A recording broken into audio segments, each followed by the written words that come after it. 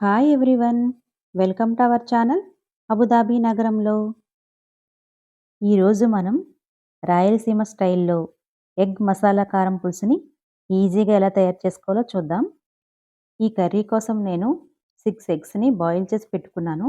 ఇప్పుడు curry preparation కోసం stove on చేసి ప్యాన్ పెట్టి 4 టేబుల్ స్పూన్స్ ఆయిల్ వేసుకోవాలి.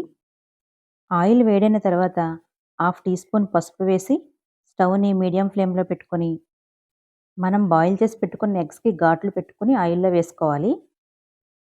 ఈ ఎగ్స్ గోల్డెన్ బ్రౌన్ కలర్ వచ్చే వరకు ఆయిల్‌లో ఫ్రై చేసుకోవాలి. ఎగ్స్ ఫ్రై అయినాయి కదా! వీటిని ఒక ప్లేట్‌లోకి తీసుకొని పక్కన పెట్టుకుందాం.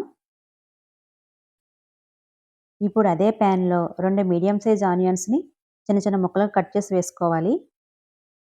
అందులోనే 4 పచ్చిమిర్చి చీలికలు, ఒక రెమ్మ కరివేపాకు కూడా వేసి కలుపుకోవాలి. ఉల్లిపాయలు బాగా మగ్గడానికి 1 టేబుల్ స్పూన్ ఉప్పు వేసుకుందాం. ఒకసారి కలిపి మూత పెట్టేసి మీడియం ఫ్లేమ్‌లో మగ్గనిద్దాం. ఉల్లిపాయ బాగా మగ్గిన తర్వాత 1 టేబుల్ స్పూన్ అల్లం వెల్లుల్లి పేస్టు, పావు టీ స్పూన్ పసుపు వేస్తున్నాను. ఎగ్స్ ఫ్రై చేసినప్పుడు కూడా కొంచెం పసుపు వేసుకున్నాం కదా! ఇప్పుడు స్టవ్‌ని మీడియం ఫ్లేమ్‌లో పెట్టుకొని పచ్చివాసన పోయే వరకు 2 నిమిషాలు ఫ్రై చేసుకోవాలి. ఫ్రై అయిన తర్వాత 2 మీడియం సైజ్ టమాటా ముక్కలు వేసుకోవాలి.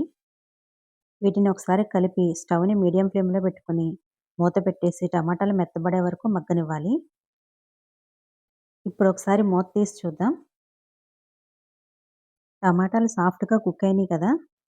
ఇప్పుడు మన టేస్ట్‌కి తగినంత కారం, ఉప్పు వేసుకుందాం. ఇప్పుడు ఇందులో 1/2 టేబుల్ స్పూన్ ధనియాల పొడి, పావు టేబుల్ స్పూన్ గరం మసాలా, ఇది హోమ్‌మేడ్ గరం మసాలా అండి. పావు టీ స్పూన్ గరం మసాలా కూడా వేసి ఒకసారి బాగా కలుపుకోవాలి.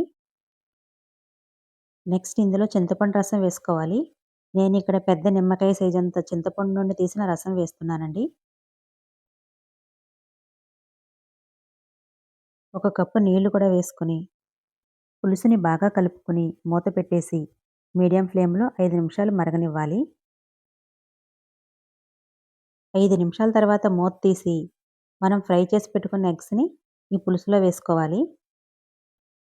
ఒకసారి నెమ్మదిగా కలుపుకొని మూత పెట్టేసి మీడియం ఫ్లేమ్‌లో గ్రేవీ కొంచెం దగ్గర పడే వరకు మరో 2 నిమిషాలు ఉడకనివ్వాలి.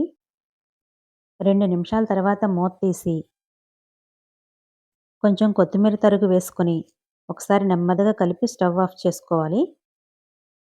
అంతేనండి, కోడిగుడ్డు కారం పులుసు రెడీ అయిపోయింది. మీకు నచ్చినట్లయితే ఒకసారి ట్రై చేసి ఎలా వచ్చిందో వీలైతే కామెంట్‌లో తెలియజేయండి. Thank you for watching.